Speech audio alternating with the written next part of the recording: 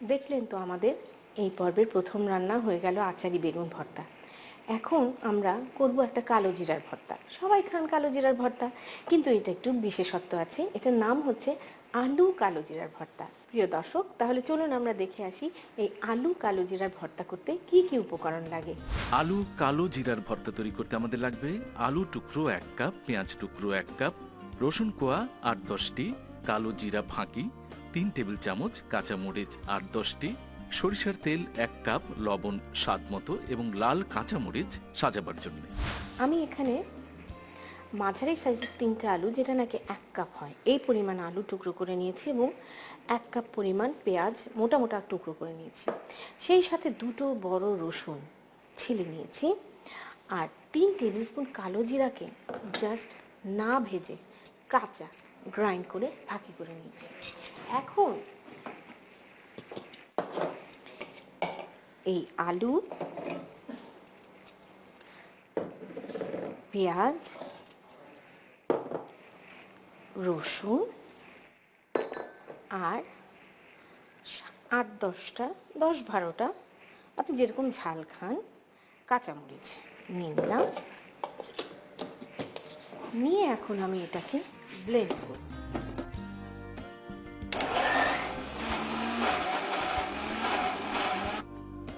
প্রিয় দর্শক, অনেক সময় যদি খুব বেশি টাইট হয়ে যায়, তাহলে আপনারা এর মধ্যে একটু পানি দিয়ে নেবেন।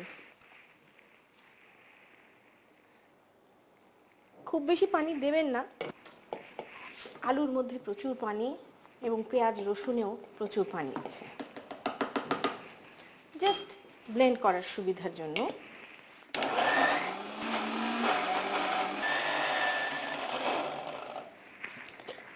হয়ে গেল আমাদের ব্লেন্ড করা। এখন আমরা এটাকে একটু রান্না করব। রান্না করার জন্য আমি এতে দেব পর্যাপ্ত পরিমাণ সর্ষের তেল, কারণ আলু কিন্তু খুব তেল টানে।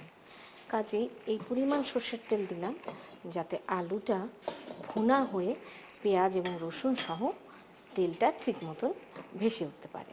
আমরা এখানে 1/2 কাপ তেল দিয়েছি। আমরা একটা স্মুথ পেস্ট পেয়েছি আলুর এবং পেঁয়াজ রসুন মরিচে। এবারে আগে থেকে একটু লবণ দিয়ে নিই। ভর্তার আন্দাজ, তেলের মধ্যে লবণটা দিয়ে দিলে পুরো জিনিসটার মধ্যে লবণটা ভালো করে মিশে যায়। এখন আমরা এতে আমাদের ব্লেন্ড করা মিশ্রণটাকে ঢেলে দেব।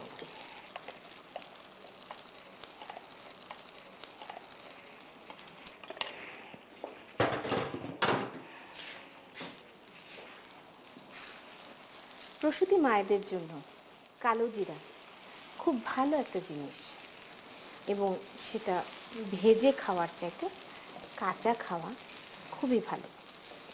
আমরা এই আলু কালো জিরা ভর্তায় এমন সময় কালো জিরাটা দেব যাতে করে কালো জিরাটা রান্না হবে না। আপনাকে অবশ্যই খেয়াল রাখতে হবে, আলুর ব্যাপার বলে কথা, তলা ধরে যাওয়ার একটা সম্ভাবনা থাকে।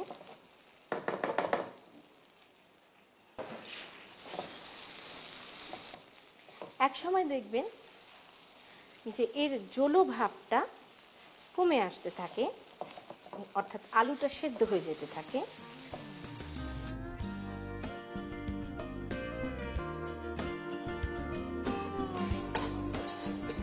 যত ভাজা ভাজা ভুনো ভুনো হবে, তত এই ভর্তা মজা হবে। কাজে আপনার যখন এগুলো তলে লেগে যেতে থাকবে, কুড়িয়ে কুড়িয়ে নিয়ে ভর্তার সাথে মিশিয়ে দিতে থাকবেন। আপনি এক সময় দেখবেন যে এটা কাঁচা কাঁচা গন্ধটা চলে গেছে, তখনই বুঝতে পারবেন যে এটা হয়ে গেছে। একটু সবুজ সবুজ রং, কারণ কাঁচামরিচের কারণে। কাঁচামরিচটা ব্লেন্ড হয়ে পুরো দেখুন তেল বের হয়ে এসছে। আপনারা যদি কম তেলে ভর্তা খেতে চান, তাহলে আরও কমও দিতে পারেন, কোনো অসুবিধা নেই। এই যা সুবিধা। তাহলে আমাদের ভর্তা এখন শেষ। আমরা এতে এখন মেশাবো কালো জিরা। আমি কিন্তু চুলো বন্ধ করে দিয়েছি। কালো জিরাটাকে ভালো করে মিশিয়ে নিতে হবে। সুন্দরভাবে পরিবেশন করব।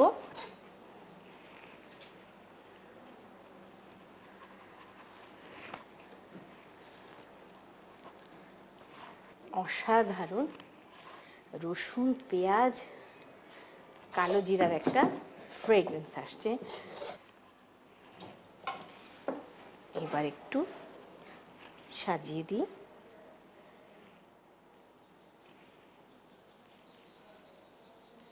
প্রিয় দর্শক, তাহলে তৈরি হয়ে গেল আলু কালো জিরার ভর্তা। এই অসাধারণ ভর্তাটি কি করে বানাতে হলে চলুন আরেকবার সেটা দেখে আসি।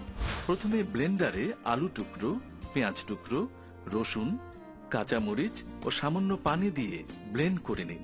এবার একটি কড়াইয়ে সরিষার তেল, লবণ ও ব্লেন্ড করা মিশ্রণ দিয়ে ভালো করে ভেজে নিন।